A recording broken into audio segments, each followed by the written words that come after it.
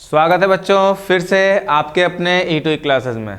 मैं आपका फिजिक्स गुरु अमित सर स्वागत करता हूं। जैसा कि हम लोगों ने फिजिक्स माइनर पेपर का सेमेस्टर 1 का नया सेशन स्टार्ट किया था, आज हमारा इलास्टिसिटी का दूसरा लेक्चर होने वाला है। पहला लेक्चर हम लोग कर चुके थे। दूसरे लेक्चर में हम लोग क्या बात करने वाले हैं, इसके लिए लेक्चर 1 पर हम लोगों ने कुछ बात किया था, जिसमें हम लोगों ने relation between different elastic constant जो कि आपके 15 मार्क्स में आता है वो हम लोग कर चुके थे। इसके अलावा शॉर्ट क्वेश्चंस में Young's modulus, bulk modulus, rigid modulus, Poisson's ratio, ये सारे टॉपिक्स आते हैं जिनके बारे में भी हम लोग डिस्कस कर लिए थे। यानी कि अगर पहले लेक्चर को आप करके जाइएगा तो लगभग 20 मार्क्स का आपका वहां से कवर हो रहा है। बट इन केस अगर relation between different elastic constant नहीं आता है तो क्या आएगा, तो आज हम लोग उस पर बात करने वाले हैं। यानी कि आज हम लोग इलास्टिसिटी का लेक्चर नंबर 2 पर बात करने वाले हैं। जो आज हम लोग जो टॉपिक पढ़ने वाले हैं उस टॉपिक का नाम है torque acting per unit twist, या फिर इसी को दूसरे नाम से आता है torsional rigidity of a material. अब यहां पर देखिए एक वर्ड आ गया टॉर्सनल रिजिडिटी। टॉर्सनल रिजिडिटी जो कि हम लोग रिजिडिटी मॉडुलस ऑफ इलास्टिसिटी में पढ़े हैं, उसी को यहां पे बोला जा रहा है टॉर्सनल रिजिडिटी। एक्चुअली होता क्या है, कैसे हम लोग यहाँ पे काम करेंगे इसको देखेंगे। साथ में ही ये थोड़ा सा शॉर्ट डेरिवेशन है, इसीलिए आपको इसी के साथ एक और शॉर्ट डेरिवेशन आ जाता है, मतलब कुछ रीजन से एक क्वेश्चन पूछ लिया जाता है। वो कौन सा क्वेश्चन है वो भी बात करेंगे हम लोग। तो स्टार्ट किया जाए तो सबसे पहला चीज है कि आपको जैसा कि दिख रहा है कि हम लोग एक सिलेंडर ले रहे हैं जिसका रेडियस क्या है r है। एक मेरे पास सिलेंडर है जिसका रेडियस क्या लिए r लिए। Now consider the one face p is fixed. हम लोग क्या बोल रहे हैं कि ये जो P वाला फेस है यानी कि अपर फेस जो होगा इसको हम लोग फिक्स कर देंगे, and the Q is free to twist, और नीचे वाले को हम लोग फ्री छोड़ देंगे, कैसा, घूमने के लिए। यानी कि अगर ये मेरे पास एक सिलेंडर है, अगर इसको हम लोग इस तरह से रखें तो इसको फिक्स कर दिए, नीचे वाले को क्या करेंगे, इस तरह से ट्विस्ट करेंगे, इस तरह से गोल घुमाएंगे हम लोग। तो देखिए now we construct other cylinder in this cylinder. इसी सिलेंडर के अंदर एक और सिलेंडर हम लोग कंस्ट्रक्ट कर लेते हैं, जैसा कि आपको ये वाला पोर्शन दिख रहा है, ठीक है, ऑफ थिकनेस dx। इसका थिकनेस जो है वो कितना है, यानी कि ये वाला जो पार्ट दिख रहा है ना आपको, ये वाला पार्ट जो है इसको हम लोग कितना ले रहे हैं, इसका थिकनेस कितना लेंगे, तो इसका थिकनेस लेंगे dx। एंड रेडियस कितना हो जा रहा है, रेडियस हो जा रहा है r। रेडियस कितना है r, सॉरी x। तो ये वाला का रेडियस यानी कि इस वाले का जो रेडियस लेंगे ये हम लोग कितना लेंगे, x लेंगे। बोलिए कोई दिक्कत। अब इसी चीज को, ये डायग्राम बस आपको समझाने के लिए आपको 2 डायग्राम बनाना है, वो कैसे बनाना है वो आगे हम बात करेंगे। बोलिए यहाँ तक क्लियर है। अगले स्लाइड पर चलते हैं। यहाँ पे ध्यान दीजिए, अब उसी को हम लोग यहाँ पे फिर से ड्रॉ किए हैं। अब हम लोग अगला काम क्या कर रहे हैं, now the point Q is twisted so that it gets an angle theta. बात को समझिए, हम लोग क्या बोले, ऊपर वाले को फिक्स किए और नीचे वाले क्या कर रहे हैं, रोटेट कर रहे हैं। जैसे ही नीचे वाले को हम रोटेट करेंगे, तो बात को समझिए। मान लेते हैं इस जगह पर कोई एक पॉइंट था, ये मेरे पास पहले पॉइंट कहां पर था, ये पॉइंट बी पर था। अब जैसे इसको हम लोग इस तरह से गोल घुमा दिए, ट्विस्ट किए, तो ये पॉइंट बी जो था वो कहां चला जाएगा, मान लेते हैं किसी पॉइंट बी डैश पर चला जाएगा। कहां चला जाएगा, बी डैश पर। तो ध्यान दीजिए, अगर बी से बी डैश जा रहा है तो यहाँ एक एंगल बन रहा है। बोलेगा सर कैसे एंगल बन रहा है, तो इसको समझने के लिए यहाँ थोड़ा ध्यान दीजिएगा। मान लेते हैं मेरे पास कोई एक इस तरह से एक स्ट्रेट लाइन है, ठीक है। अब ये इस पॉइंट को तो हम फिक्स किए, इसको तो मूव कर नहीं रहे, बट ये तो मूव होगा तो ये यहां से यहां जाएगा ना जी। तो ये वाला घूम करके कहां चला गया, यहां तक चला गया। तो यानी कि हम यहां से फिर देख रहे हैं कि मेरे पास यहां पर इस वाले पोर्शन में एक एंगल बन रहा है थीटा। थीटा नहीं ले रहे, इस वाले को एंगल हम लोग क्या ले रहे हैं, इस वाले को हम लोग ले रहे हैं फाई। इस वाले को क्या लेंगे हम लोग, फाई लेंगे, फाई, ठीक है। तो यही यहाँ चीज लिखा हुआ है, ये वाला एंगल क्या ले रहे हैं, फाई। अब आपको अगर ये दिख रहा होगा तो ये वाला जो पोर्शन है, ये वाला देखिए, ये था मेरे पास बी, ये था मेरे पास बी डैश, और ये मेरे पास एंगल कितना है, फाई, और ये वाला लेंथ कितना रहा है, एल।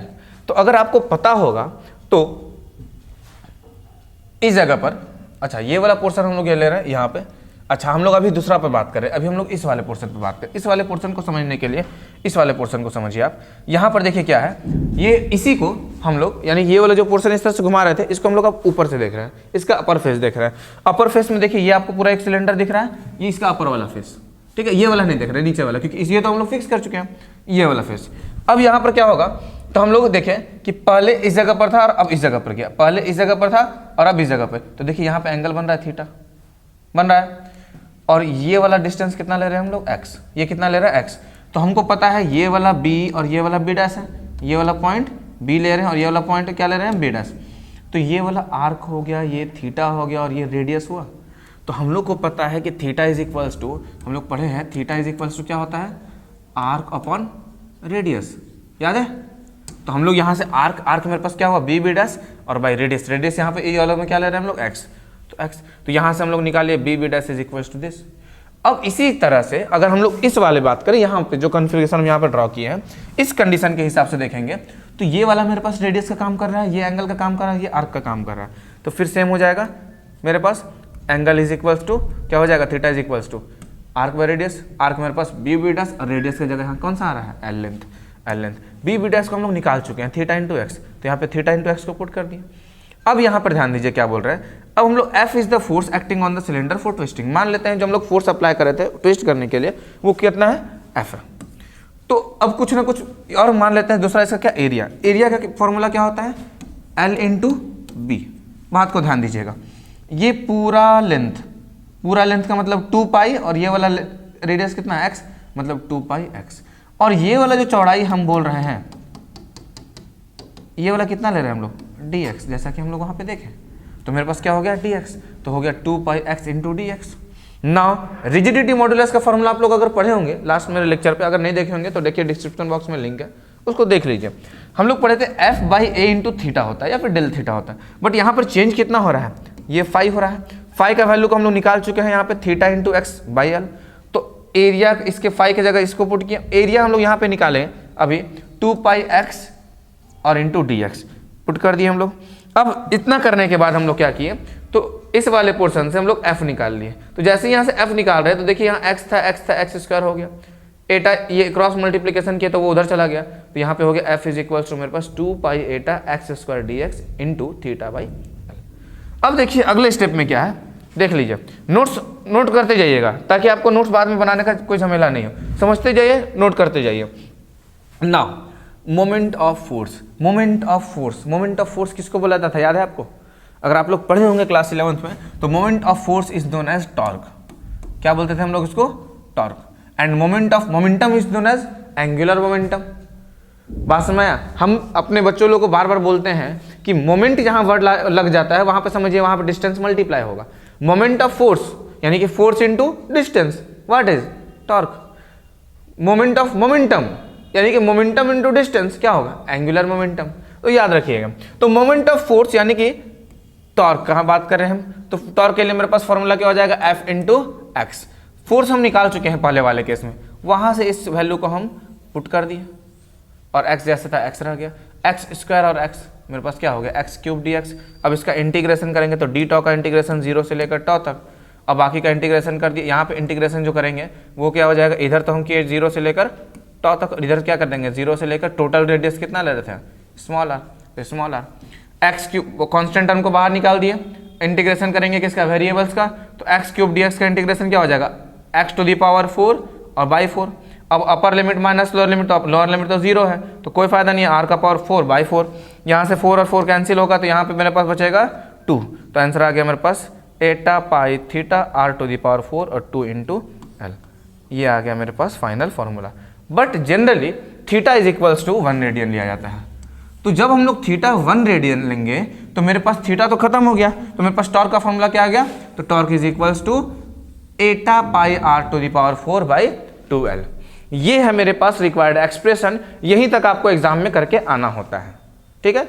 लेकिन चूंकि आप देख रहे हैं कि ये सर 2 पेज भी नहीं होगा सही से, इसीलिए क्या करते हैं यहाँ पर एक क्वेश्चन को और ऐड कर दिया जाता है। वो कौन सा क्वेश्चन है, तो वो जो क्वेश्चन है वो पूछा जाता है कि अगर मेरे पास 2 तरह का शेफ्ट है, एक हॉलो शेफ्ट और एक सॉलिड शेफ्ट, ऐसे समझिए, इसको सिलेंडर के टर्म से समझ सकते हैं। तो बोला जा रहा है कि अगर 2 तरह का मेरे पास शेफ्ट है तो बोला जाएगा कि दोनों में से कौन सा जो है वो स्ट्रॉन्गर है, which one is more stronger. तो मान लेते हैं मेरे पास हॉलो जो शेफ्ट है और सॉलिड शेफ्ट है। हॉलो शेफ्ट जो है उसका रेडियस क्या ले लिया हम लोग r, और सॉलिड शेफ्ट जो है वो सॉलिड मतलब क्या होता है, बीच से हम लोग एक खोखला जगह ले रहे हैं, बाकी जो है इस तरह से है। ये क्या लिए, एक रेडियस लिए r1 और फिर ले लिए हम लोग r2। अब ध्यान दीजिए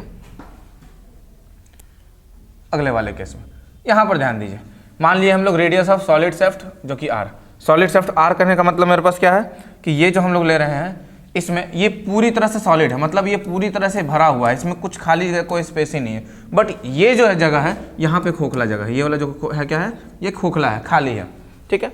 तो अब बात ध्यान दीजिए, यहाँ से हम लोग क्या देख रहे हैं कि सॉलिड शेफ्ट जो है उसका रेडियस r ले रहे हैं। अब हॉलो शेफ्ट जो है उसमें दो तरह का रेडियस हुआ, एक इनर रेडियस जिसको r1 ले रहे हैं और आउटर रेडियस को क्या लेंगे, r2।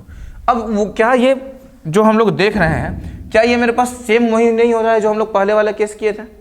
फिर हम लोग सेम करेंगे, एक फेस को फिक्स करेंगे, दूसरा को ट्विस्ट करेंगे। तो ट्विस्टिंग के लिए हम फॉर्मूला निकाल चुके हैं, वही फॉर्मूला का हम लोग देखो यहाँ पे यूज कर रहे हैं। देखिए क्या फॉर्मूला, तो यहाँ से देखिए बोला जा रहा है कि अगर दोनों का सेम होगा, कभी भी किसी में कंपेयर किया जाता है तो दोनों का क्या होता है, वॉल्यूम सेम होता है। तो वॉल्यूम सेम होने के लिए हम लोग फॉर्मूला लगा दिए पाई r स्क्वायर h, तो इधर भी पाई r स्क्वायर h होगा।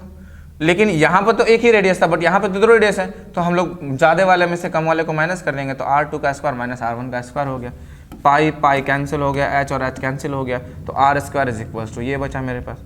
वहीं सॉलिड शेफ्ट के लिए करेंगे तो ये तो मेरे पास अब सॉलिड शेफ्ट के लिए सिंपल सा फॉर्मूला जो कि हम लोग थोड़ा देर पहले भी निकाले थे। लेकिन हॉलो शेफ्ट के लिए करेंगे तो यहाँ पे तो दो रेडियस था, r2 और r1, तो यहाँ पे ये चीज़ हो गया। देखिए बाकी सारा कुछ सेम है, बस ये इसके जगह पर ये वाला टर्म आ गया, टॉर्क की जगह हम लोग ले लिए यहाँ टॉर्क डैश। अब हम लोग क्या करेंगे, अगले टर्म में हम लोग ऐसा करते हैं, इक्वेशन 2 और 3 को हम लोग डिवाइड करते हैं। जैसे डिवाइड करेंगे सारा टर्म कैंसिल हो जाएगा मेरे पास। अब यहाँ देखिए इस टर्म को हम लोग ऊपर वाले टर्म में a square minus b square का फॉर्मूला लगेगा। अगर इसको हम लोग लगाएंगे तो क्या हो जाएगा, चूंकि पावर 4 है तो a square plus b square into a square minus b square. अगर आपको याद होगा तो इक्वेशन 1 से इक्वेशन 1 का अगर पुट कर दे तो ये जो था ये किसके बराबर था, r स्क्वायर के बराबर था। तो इस टर्म के जगह पे हम लोग क्या पुट कर देंगे, r स्क्वायर, नीचे r स्क्वायर था, बाकी जैसे था वैसे ही, ये और ये खत्म हो गया मेरे पास, तो बचा ये। अब देखिए ऊपर वाले टर्म में हमको दिख रहा है कि ये जो होगा ये ज़्यादा होगा और ये वाला जो टर्म होगा वो क्या होगा, कम होगा, ये ज़्यादा और ये कम। अगर ये ज़्यादा है इसका मतलब जो नेट रिजल्ट मेरे पास होगा वो 1 से ग्रेटर देन होगा, 1 से ज़्यादा होगा।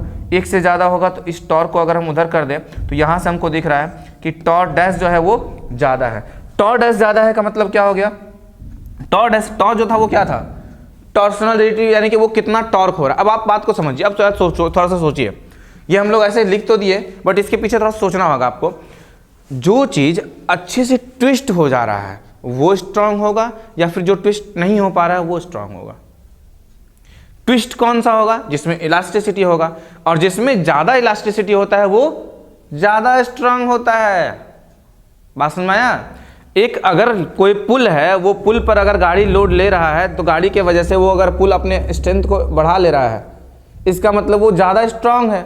अगर उसमें कुछ नहीं हो रहा है, यानी कि उसमें वो इलास्टिक लिमिट तक पहुंच चुका है, उसके बाद वो क्या चला जाएगा, प्लास्टिक लिमिट, यानी कि वो टूट जाएगा। बात समझ में आ रहा है? इसीलिए बोला जा रहा है कि अगर मेरे पास टॉर्क डैश ज़्यादा है मतलब वो अच्छे से ट्विस्ट हो सकता है, और अच्छे से ट्विस्ट हो सकता है इसका मतलब जो होगा वो ज़्यादा स्ट्रॉन्गर होगा देन सॉलिड शेफ्ट। बोलिए बात समझ में आया? तो यही था इलास्टिसिटी का मेन जो टॉपिक्स था, यही था। देखिए 2 लेक्चर में आपका आराम से हंसते हंसते 20 से 25 नंबर तक आ जाएगा। आपका एग्जाम में 60 नंबर, इलास्टिसिटी 20 नंबर हम आपको दे दिए, बचा और 40 नंबर।